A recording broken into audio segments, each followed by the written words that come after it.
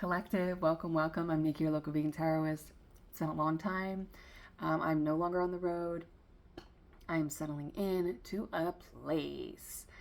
So now I'm getting the routines in order, and I'm going to be able to do these readings more frequently. And I will be incorporating general love readings and then the sign by sign readings as well. Today we're going to do a Twinflame movie reading based on the movie Sleeping with Other People. So if you have not seen it, I highly recommend that you watch it. And if you have seen it, I highly recommend that you watch it again. It is one of my favorites. I've seen it a couple dozen times, and I just love it every time. It's really good writing. It's about when we read, we'll read for the masculine, the feminine, and then the truth about the connection. All right, the unbiased truth about the connection and any of the challenges or blocks that might be in place to bringing you two together. I'm getting the numbers 9 and 11, right? 18, 11, all right, which is 9 and 2. But between a new beginning and 9 being the independent energy is a 10. So there's some sort of ending that needs to happen, some sort of cycle that needs to happen, ending that needs to happen, which is exactly what's going on here in this connection. So our main protagonists are played by Alison Brie. Now, for a long time, I thought Alison Brie was a Pisces and Jason Sudeikis is the masculine and he's a Virgo. So I thought that they were polarity signs. And so I was going to do a whole spiel on polarity signs. If you don't know your polarity sign, you can look it up. But polarity signs are within all the sets of modalities, right? The 12 zodiac signs. We'll just stick with 12, okay? If you know, you know. The 12 zodiac signs, it's divided between 4 elements and 3 modalities. So within each modality, cardinal, fixed, and mutable, there are 4 signs. And within those 4 signs, they are split into 2 pairs of polarity signs, right? So, and those pairs are the feminine elements and the masculine elements. Those are the polarity signs, right? So earth and water go together, and fire and air go together within each modality. So in this case, it would be the mutable signs of Pisces and Virgo being earth and water together, and then Gemini and Sagittarius are the polarity signs for mutable. But Alison Brie plays Lainey in the movie, and she is December 29th. She's a Capricorn. So Jason Sudeikis is, in fact, a Virgo, September 18th, and he plays Jack. So Jack and Lainey lose their virginity to each other in college. He intercepts her, throwing stuff at this guy's door in his dorm room, causing a ruckus. She's about to get kicked out, and he's like, oh no, she's my friend. And then they end up losing their virginity to each other on a rooftop of their dorm. Now, the guy that she's obsessing over is Matthew Sobachek, who is kind of a prick. But he's played by Adam Scott, and he's April 3rd Aries. All right, now, you could be dealing with any of these signs. These elements could play a role, right? Like earth, fire, or just the energy of these individuals, right? But, Adam Scott plays Matthew Sobachek, and he becomes a lady doctor. So they lose their virginity to each other, and then 12 plus years later, they meet at a Sex Addicts Anonymous group. She starts going to therapy, and her fixation is on this Matthew Sobachek character, right? But he never chooses her, he never locks it down, they're never in a relationship, he just puppets her around. And she allows herself to be puppeted, and she starts going to therapy, and she's like, I'm just not gonna have sex with anybody. And her best friend, played by Natasha Lyonne, which is funny, her name is Kara, she is an April 4th Aries. And she's like, no, you're gonna become sexually anorexic. And now Natasha Lyonne is in the we only see her with one person, but she's kind of she has a little bit of like a maybe player energy or just a little bit more casual energy. She isn't a lesbian couple. I mean, she's a lesbian. 5:05 when that power just flicked. So I don't know that that something in there could be meant for you. There could be a extra confirmation there. But she gives some half good advice to Lainey because she's like, you've been obsessing with this Matthew. I'm sick of hearing it. He's a turd. Like, get him out of your life. And she is telling her, Lainey is telling Kara that she saw the guy she lost her virginity to. She's like, that's a sign. You should fuck that guy a lot, and that's not the best advice for what Lainey is trying to do because she's trying to heal this cycle of basing her worth and what she calls love, which is obviously a very fractured narrative of what love means. It's very conditional on chemistry, which is only on fire. So it's ironic that there's this fire play as far as maybe somebody plays with fire. Fire could be important. You could have some strong fire aspects in your chart as well. Or you could be someone who's in a cycle of just basing your relationships on chemistry and never compatibility. You don't actually ever want the same things. And, Matthew Sobchak, I like to say his full name because it's just kind of like a component that Matthew Sobchak, they say his name like that. He is engaged, so he's cheating on his partner with Lainey, just living his best life, and his fiance gets pregnant and basically kind of like talks him into getting married. So this is his fiance, and Lainey comes to break things off with him. He's a lady doctor. Ironic, right? Not so much. You can't stay out of that vagina, that Matthew Sobchak. But, so she comes to break it off with him, and they sleep together again in his office, and it's just, and the scene where they sleep together is funny because it's kind of like she comes into his office, the door's kind of open, it's like a porno, the way it's set up, but then the music, when it like really shows her face, she's in this state of kind of elation, and the music is like Pride and Prejudice. It's super romantic, and it's like, and in her mind, because she has this fractured sense of self-worth, this is love to her. This is what love means, and it's all focused on him. Now, off to Jack, played by Jason Sudeikis. Now, his story is he's an avoidant. He has never been able to get the same feeling of special from sleeping with anybody. So he sleeps with them, kind of loses interest, but he is very honest about it to a degree, because these women, like he lets them know he's not here for anything, or he kind of just represents being a bit of a player. And they get in there and think they're going to change him. Now, there could be some aspects here of a cycle where you or your person give to connections based on chemistry and based on the delusion or illusion that you're going to change somebody into being compatible. Compatibility, you either have it or you don't. You either want the same things or you don't. You either are the same person at your core or you're not. That comes down to your morals, your values, and you can learn to communicate better. You can build chemistry. You can work on connection.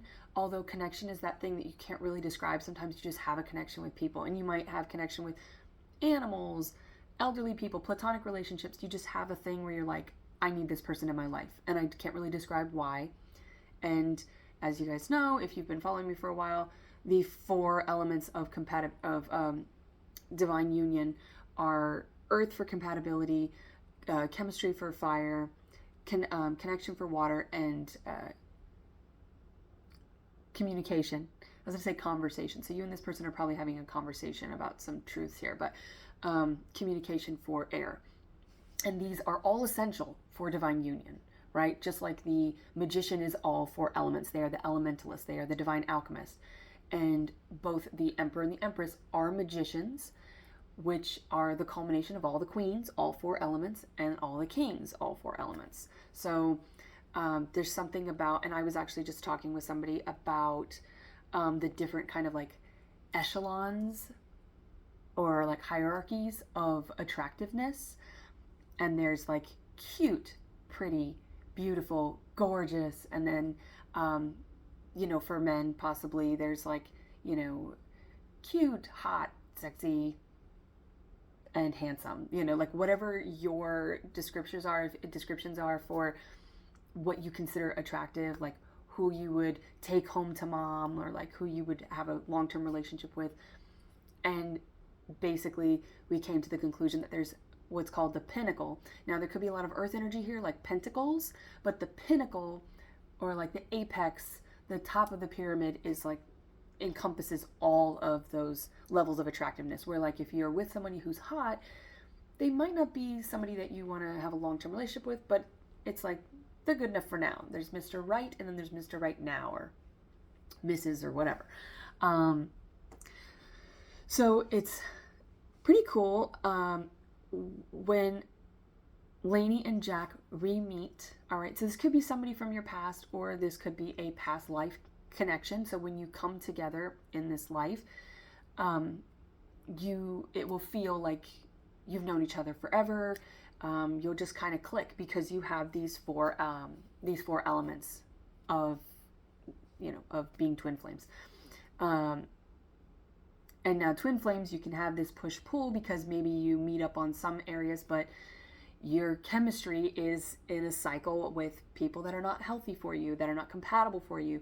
So you'll have that connection, which is like the red string theory, right? You have this tether to each other because you're meant to be together, but you're sort of, doing your own thing. You have to grow, you have to break your own cycles, you have to heal certain things before you can come into union. So all divine unions are twin flames, but not all twin flames make it to divine union based on free will and what decisions you make and how you adjust to the towers in your life, because the universe will continue to send you towers so that you grow.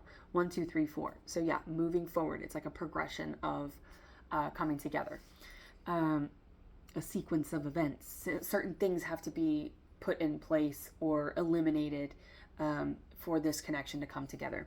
Now, the two love interests that they have, while they've decided to be friends, they have created a safe word when they start to feel like attracted to each other, because they do not want to cross that boundary of having sex with each other, because they're both kind of messed up in that area.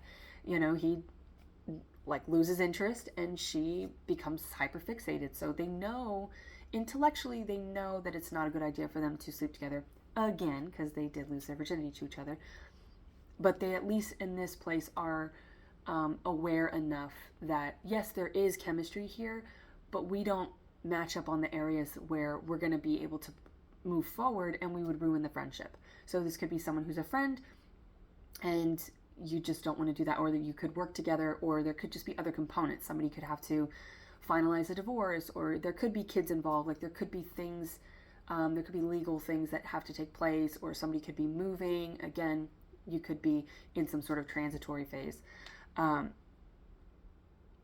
before you can really come together. So it's best to just not, if you're wondering like, why has this person not said the thing they need to say so that we can move forward, because they're not ready, and you want your person to be ready. So while they're friends, he's sleeping around. She does not. She doesn't sleep with anybody until she meets someone at a child's birthday party. He is a single father. His name is Chris Smith, and they make the joke like Christmas tree and Christmas present and all this stuff. He's played by Mark Blucas.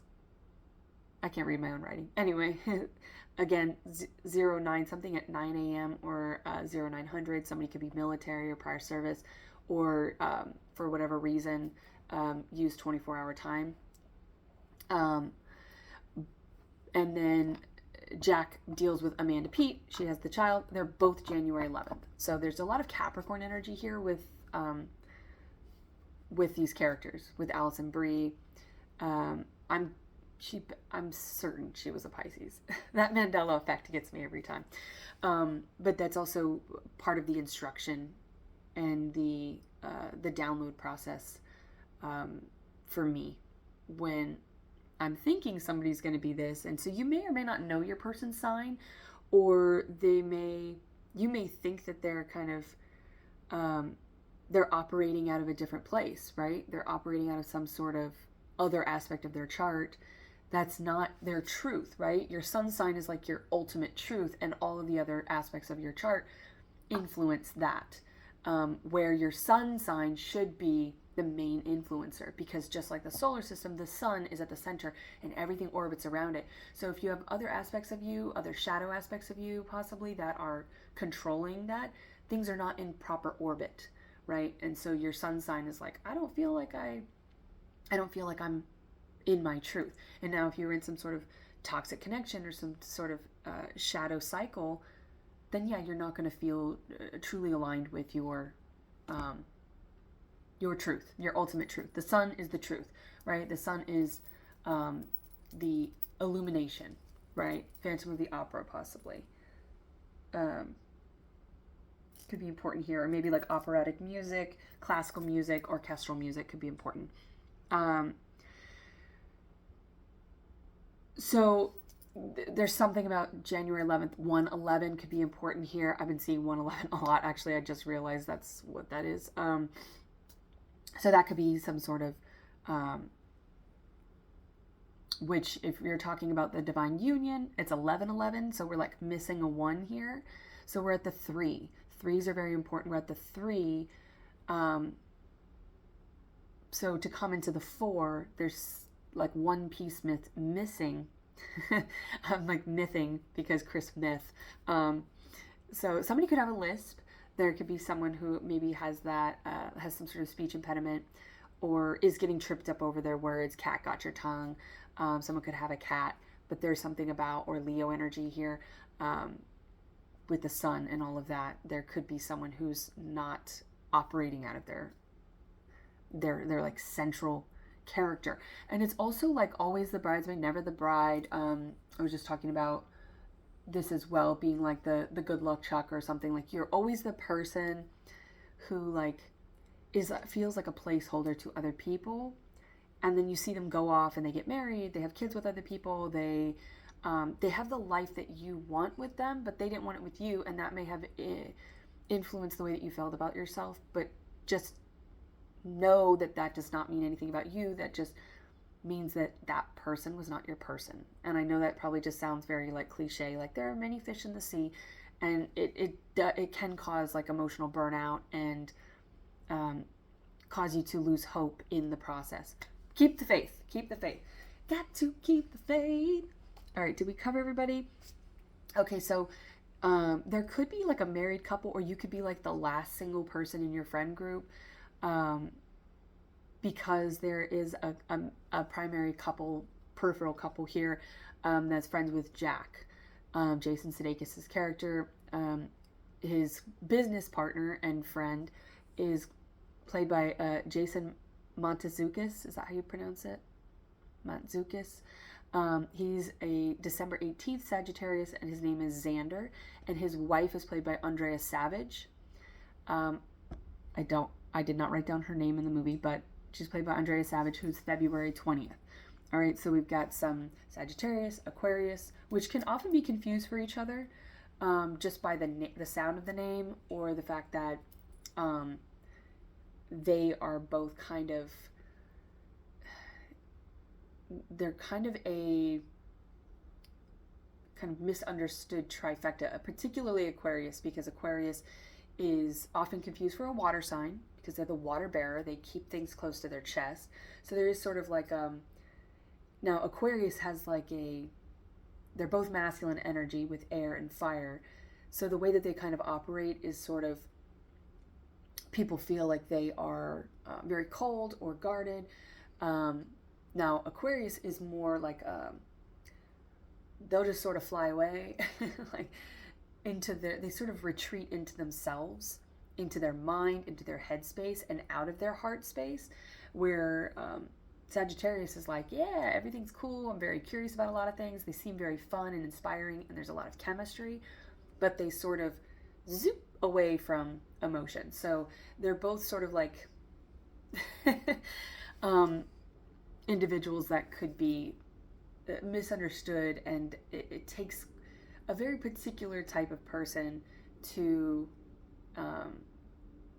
really understand and to be compatible with them, because they are so like multifaceted and so unique. Because we've got air in Aquarius, they are an air sign with a water vessel, and they are fixed. So they're earth, air, and water, right? So it's like, what? And then Sagittarius is a mutable sign, so we know that they are like a triangle. They are fire aspect, and then they have the air and water aspects for mutable energy. So it's like there's a lot of confusing elements, because they just they sort of conflict with each other when it comes to love,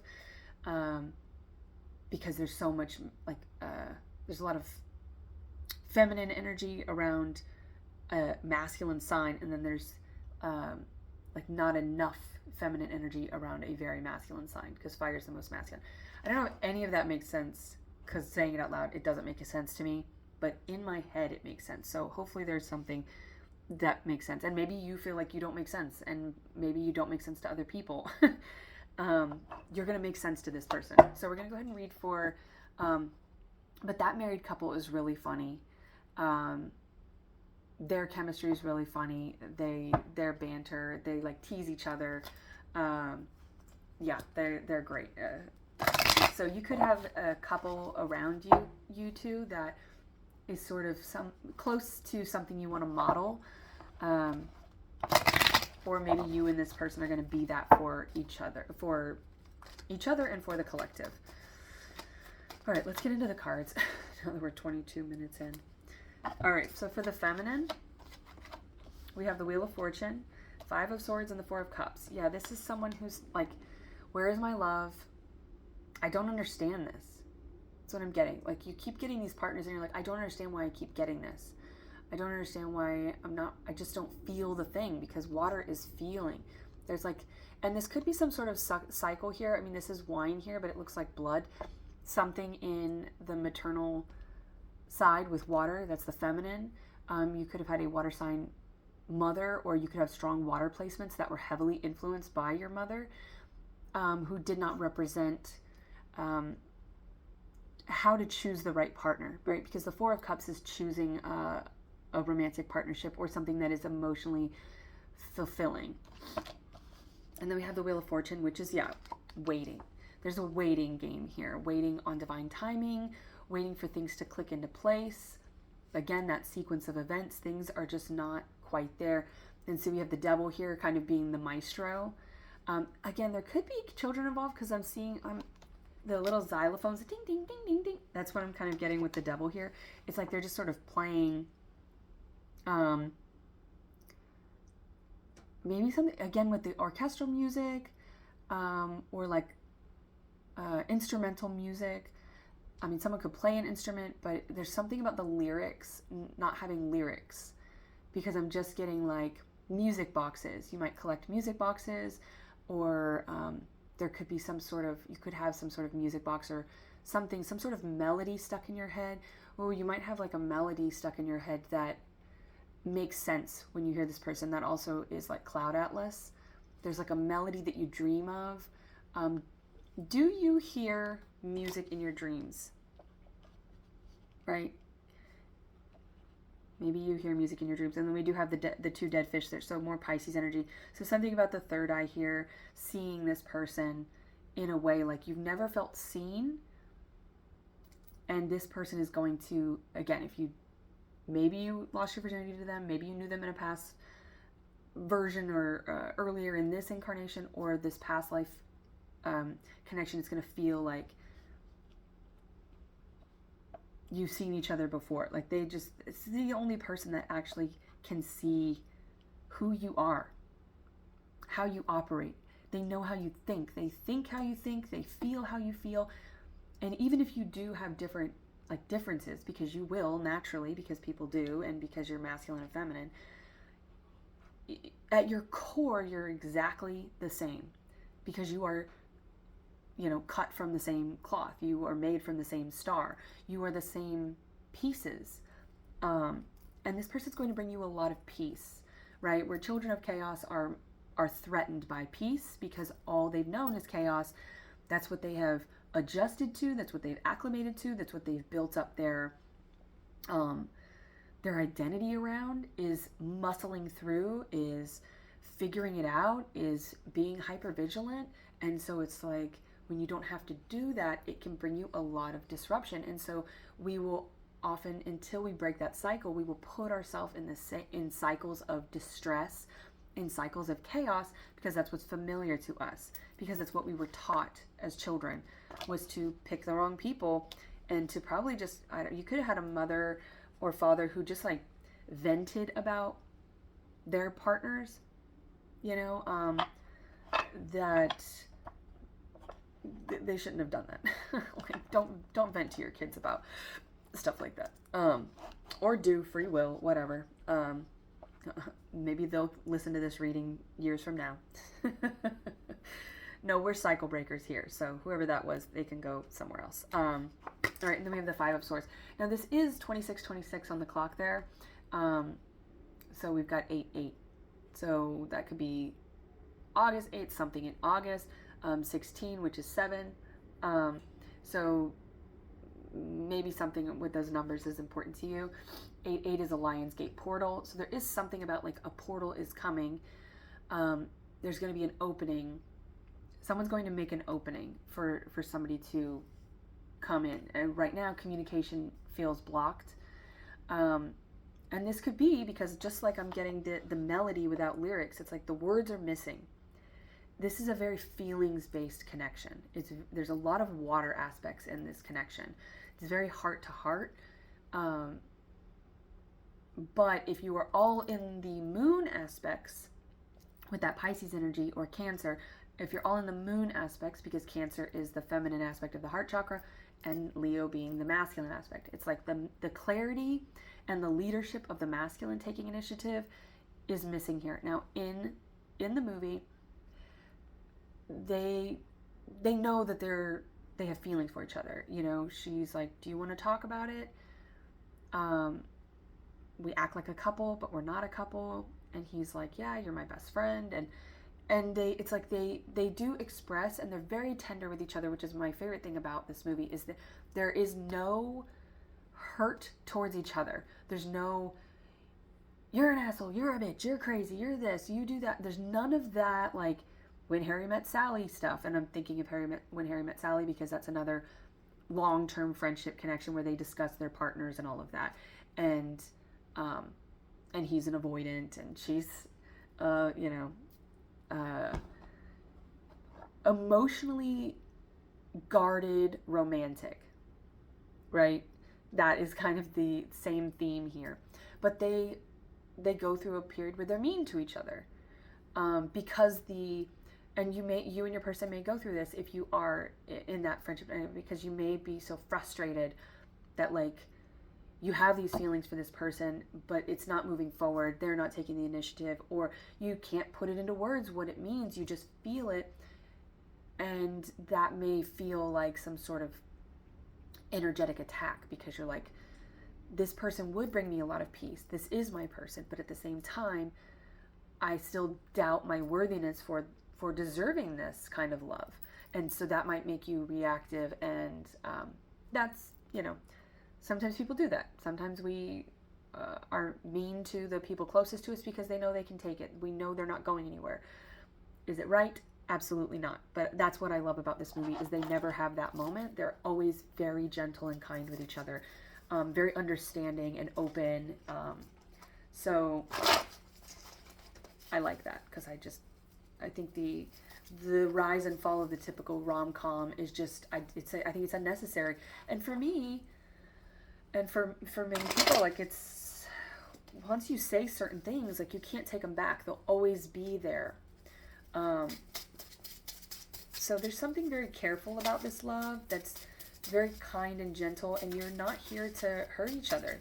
You really do genuinely want what's best for this person because it is unconditional love. Usually whenever you have that moment where you say something hurtful or lash out, it's because there's a conditional aspect, right? If you feel jealous or anything like that, it's like, well, you know, jealousy is a normal human emotion, especially if it's regarding somebody that you have feelings for. But if you're not willing to admit that you have feelings for this person, or if you haven't realized it, if it hasn't come to the surface, and especially if you haven't had a conversation about it, it's under the surface. It's like trying to keep a beach ball underwater. It's like it's going to keep bubbling up, and because you don't really know how to communicate it, and because you don't even really understand it, you know, you're going to become frustrated, and there's a likelihood to lash out. But that comes from a place of conditional love, like I want it now, versus unconditional love, which is I want you when you're ready. I want you to choose me when you're ready. And that's what needs to happen. Like when they're having the conversation in the movie, she's like, are we in love with each other? And it's after she's seen Matthew Sobachek with his pregnant fiance. She's with Chris Smith at this work party thing. He's a lawyer, and Matthew Sobachek's girlfriend, or I think they might be married at this point. Yeah, because he says, oh, you haven't met my wife. And then Lainey keeps it together, and then she rushes to the bathroom. She throws up. She's like, her whole body, she has to leave. She's just like, and she goes to, of course, she goes to Jack. And they sleep together face to face, and she said, are we in love with each other? He didn't choose me. She's having that moment where she realizes, like, I'm really, really done with him. It's over, and she has to actually go through the grieving process, because up until that point, there's still that little bit of, like, maybe he'll choose me. But he was never going to choose her, because he's, frankly, not good enough for her. So it is, you could be dealing with some sort of grief about some sort of lost opportunity or some sort of perceived missed opportunity, but if it wasn't meant to be, it won't be. And you don't want it to be.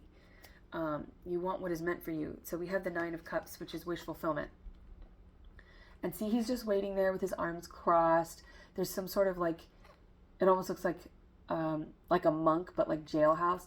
You might have people around you that are like, you need to get out there. You need to go have fun. Like, they might see that you could be in some sort of depression, but you could be really relying on, like, people that go through recovery groups. A lot of times they will swing to the opposite end of addiction, which will become like hyper religious, right? Where you are just like, you get like a fixation and an obsessive nature around like the regiments that you've built to kind of safeguard yourself from this cycle that that's not healthy for you either. But there's not a lot of freedom there. Like, you go from one box to another box, right? And this is kind of like getting out of the box, thinking outside of the box. So maybe you're going to be taking on some sort of new project, or like getting creative, interacting with people. Maybe you haven't been that social because maybe you were around friends who, God love them, but they didn't understand what process you were going through because they weren't struggling with the same things. Or maybe they do have, their own cycles, but they're not looking at those things. So it doesn't mean that they're a bad person. It doesn't mean that they're wrong. They're just not right for you, or they're just not good for you in the moment where you're trying to fix it. Like, if you're going through some sort of form of sobriety, and, you and your best friends always go out and have drinks, maybe they have drinks and they don't, get out of hand with it, and it's not a problem for them. Maybe it is a problem for them, and they're not looking at that yet. And because you are really focused on making sure that you don't keep repeating this cycle, you know it's not good for you. It doesn't feel good. You want love. You want genuine, unconditional love that brings you peace. you don't have the skills for it or the tools for it because they were not given to you. So you have to find the tools. That's what the magician does. They find the tools, they explore the different aspects of their elemental chart, and then they alchemize from that place. It's the shadow worker. So this is someone who's kind of like done a lot of shadow work, but it's like all that work is paying off. You're getting what you wished for because you did the work. And see, they're not like in pants, like a jailhouse jumper. It's like a robe. It's like a prayer robe. So I feel like somebody has really delved into spirituality to heal from this cycle and to build a new cycle that is emotionally fulfilling. And then we have the Seven of Wands. Yeah. The Seven of Wands could represent the runner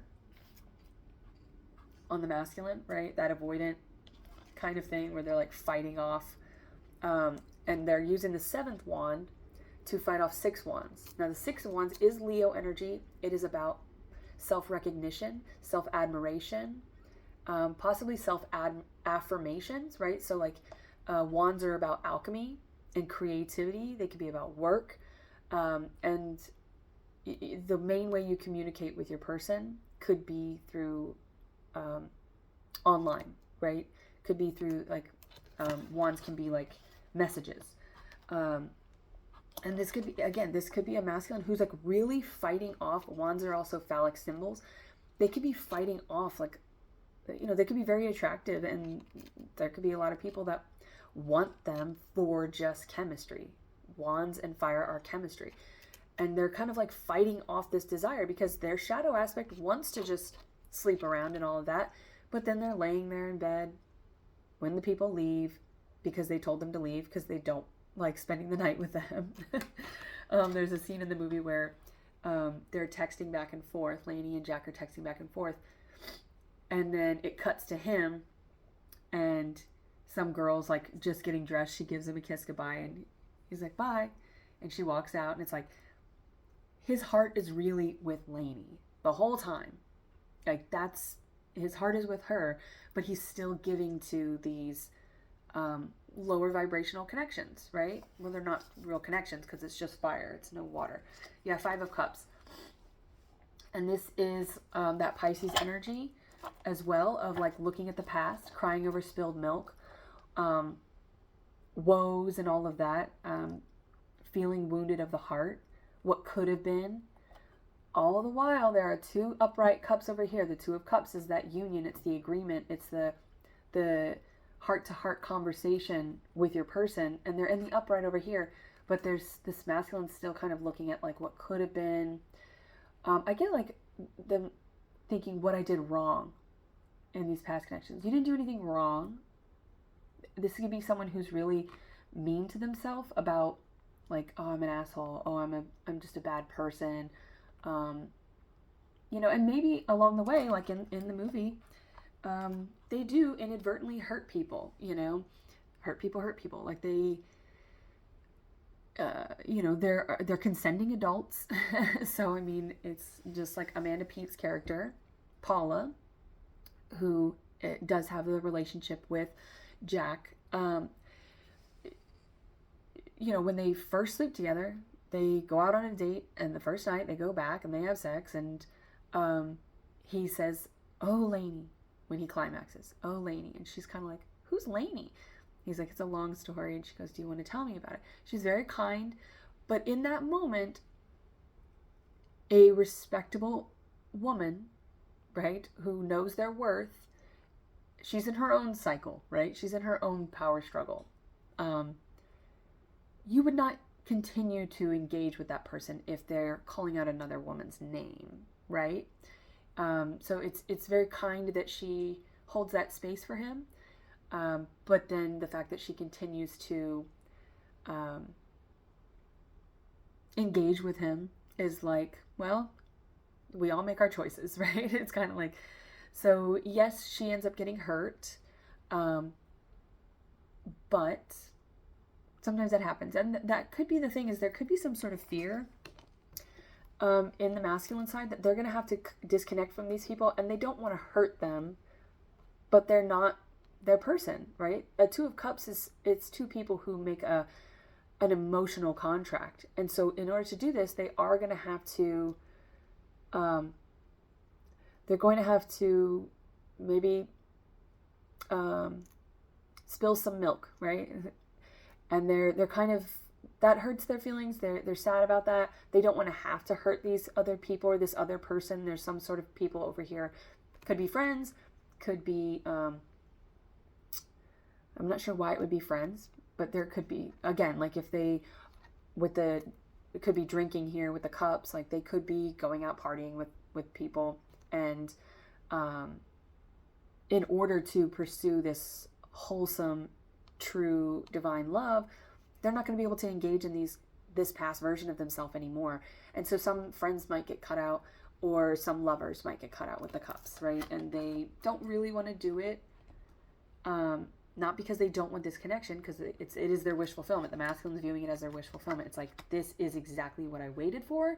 This is exactly what I asked for. I mean, this is like word for word what I said when I prayed to God, the divine, when I did my affirmations about the type of person that I wanted to be with. This is exactly what I wanted. All right, tell me the truth about this connection. Any other challenges here? Six of Pentacles. This is like sharing, working together, collaborating, working with the community, having more than enough to give. And this is abundance, Pentacles, again. And it goes back to that pinnacle. This is like the ultimate connection here. Where 6 is the number of love. It's agape love. But it's also very grounded. All right. These people look very peaceful. They're surrounded by animals and land. And it's very, I feel like it's like in Braveheart where they run away and have their, you know, you might have some sort of like, there might be a lot of jealousy, or there usually will be, because yeah, who doesn't want an emperor and an empress? I mean, of course there are people that are going to want that. But again, there could be friends or family members that are like maybe not going to be okay with this because they're just like in it together, and it feels like just us two. And then they've got this,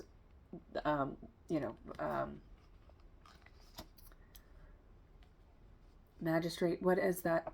What's the name? The person who ordains them. It could be some sort of religious figure. It could be some sort of that could represent the divine, right? Like the Holy Trinity here with the 3 people. It could represent, having some sort of ancestor or your spirit team kind of smiling down on this connection. And here the masculine has this like walking stick. So it's like,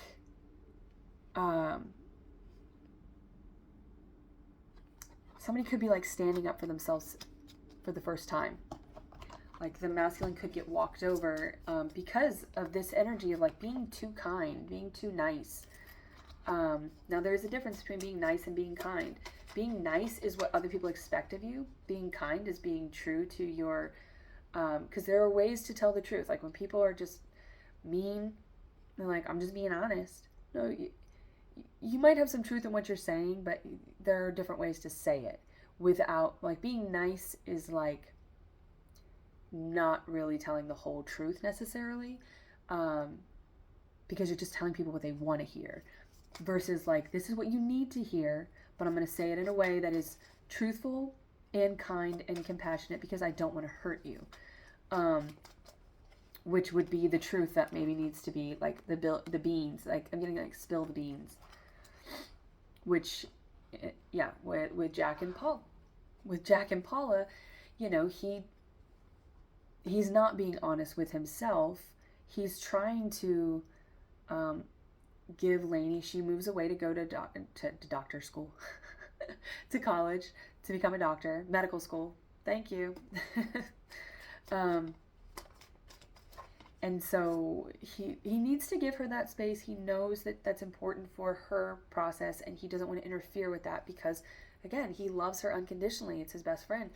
But he also has this aspect in himself where he doesn't feel good enough for her, where he feels like he doesn't have enough to give to her. So you're what? You're just going to give a lesser version of yourself to another woman? But Paula does not call him to be the biggest version of himself. She goes home with him and sleeps with him on the very first date, right? Now, sometimes people do that and then they stay together, but there's something about the restraint that is very important here, especially if you are in a cycle based on chemistry. There's something about celibacy, restraint, abstinence that's very important here. And when you do that, men like to work for something. He didn't have to ever work for Paula, really. I mean, he did, he did like do cutesy stuff. Like he wrote up a contract to quit because she said she wouldn't date him because they worked together. Well, he was technically her employee. And he was like, I quit. So he draws up this contract to quit so that he could take her out. And she's like, you stand to lose $5 million. What makes you think I'm worth $5 million? And he's like, what makes you think you're not? And it's very good. It's very performative, though. It's not genuine. It's not vulnerable. So he's not really putting in the work there. And that's what she accepts as the work. Some gesture like that is like, but just because there's a gesture, like he went home and called out another woman's name on your first date. So clearly, like, that wasn't that was literally a written contract. It wasn't the Two of Cups, which is an emotional contract.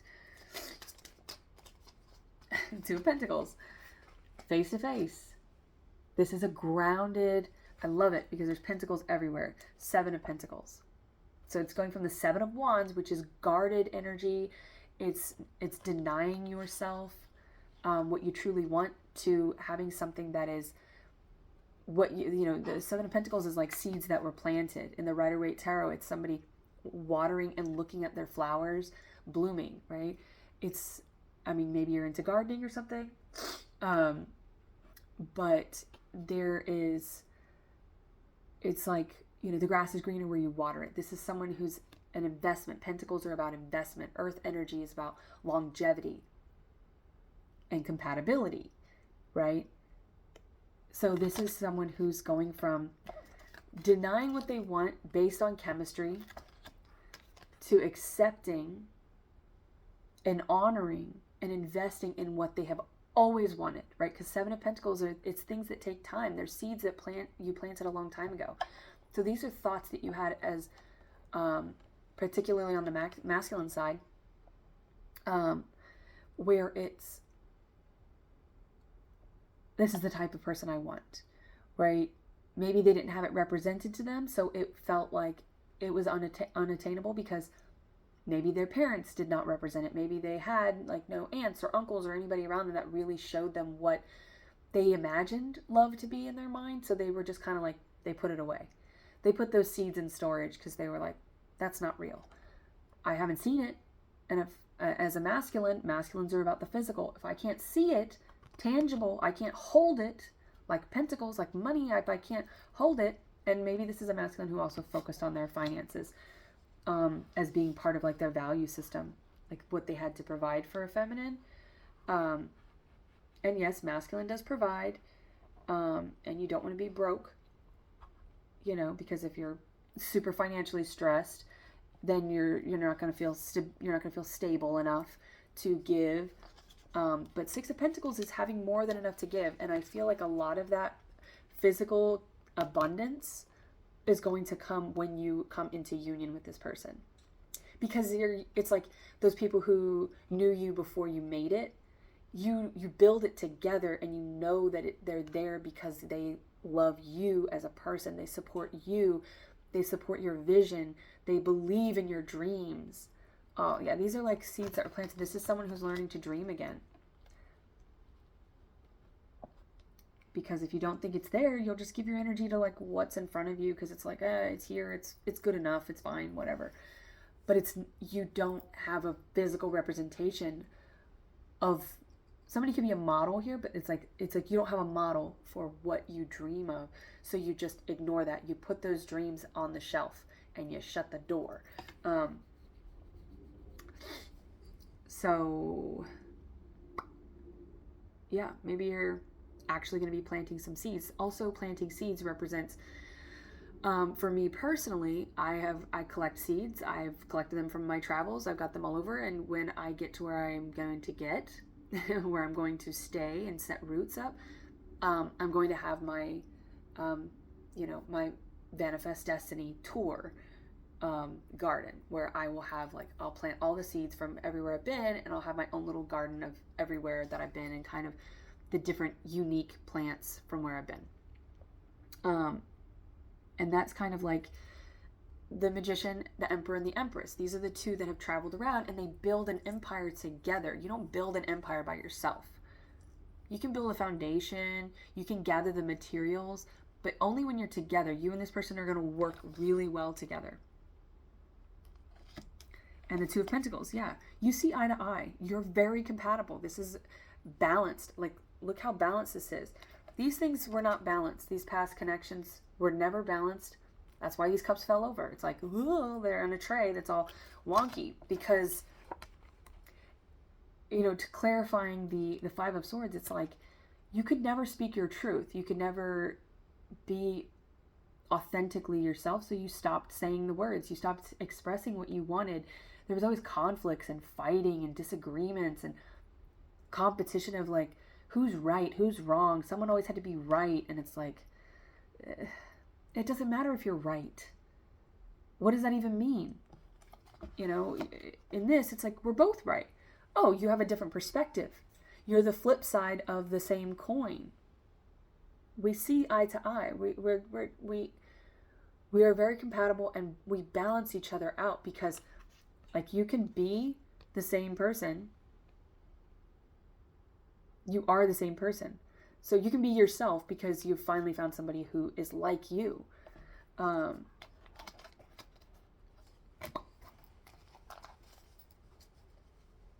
are we at? And there. Okay. The Four of Cups. And all of these cups are in the upright. They're building on top of each other, and what's pouring into them. Where this Four of Cups is the moon. Not even a full moon. There's not a lot of clarity here. This Four of Cups, the Van Gogh Tarot, the sun is pouring into it. It's like liquid gold. Liquid gold, baby. It's water, but it's clear. It's going to be like you've been drinking swill your whole life because you've been thirsty. Right? You've been thirsty your whole life for this love. And you've been drinking what's enough. And there's been, like, sediment, and there's been dead bugs, and there's been pollution and all of this stuff in the water. But you're like, well, it's water. It's good enough. This is someone who's coming out of, two people that are coming out of settling for less than they deserve.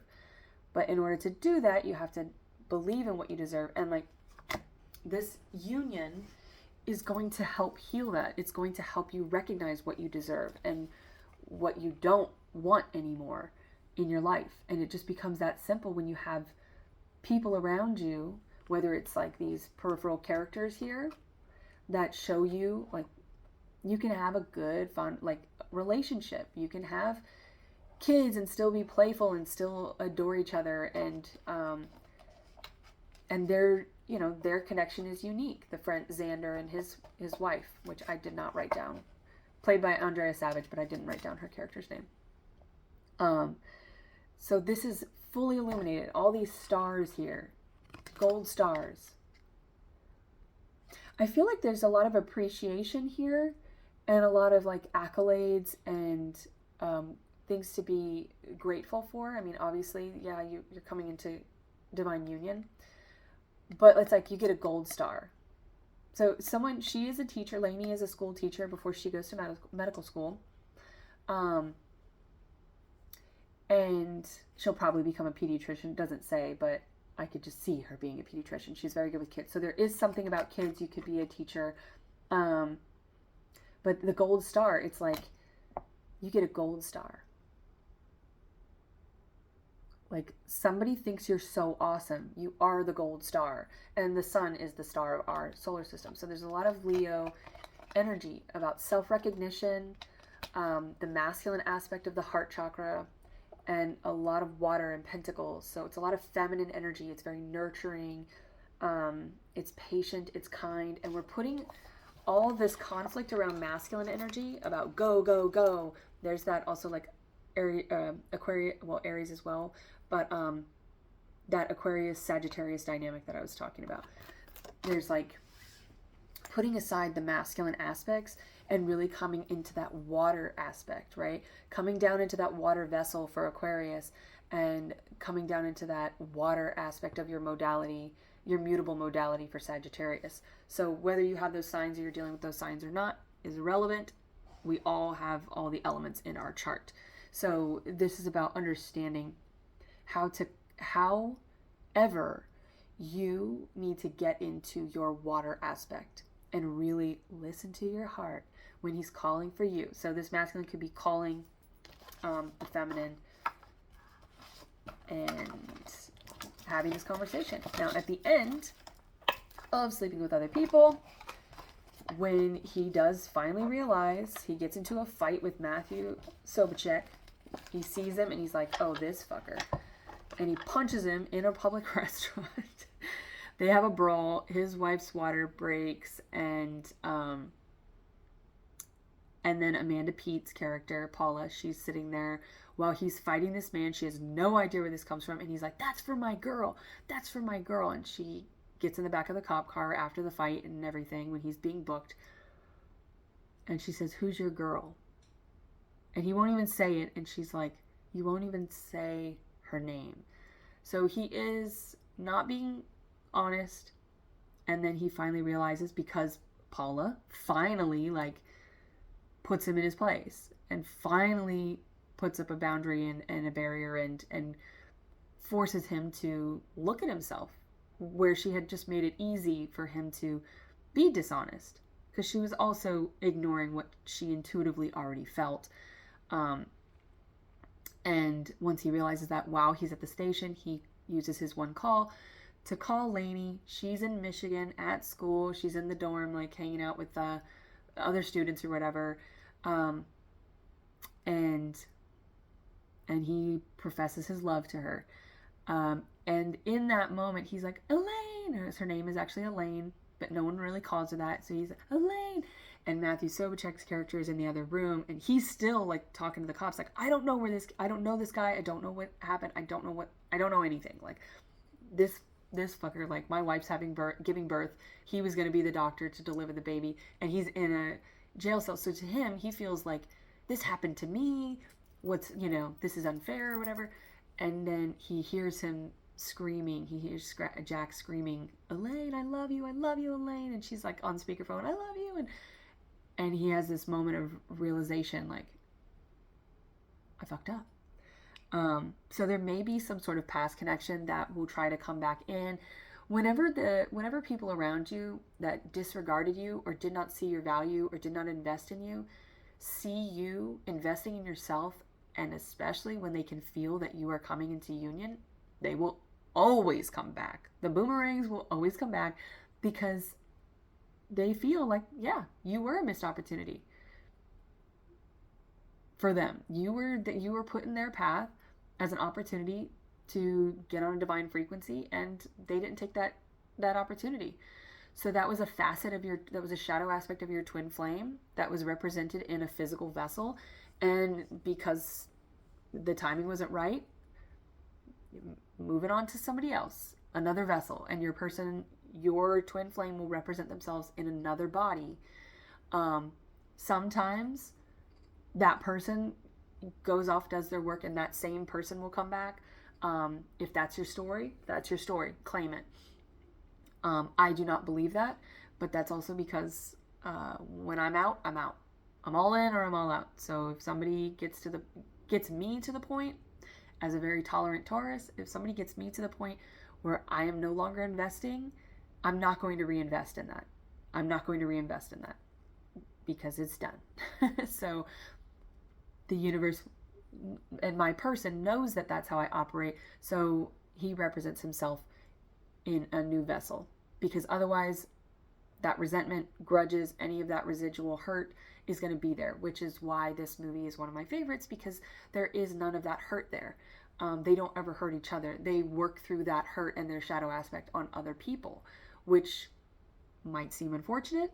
And some people feel stronger when they work through that stuff together.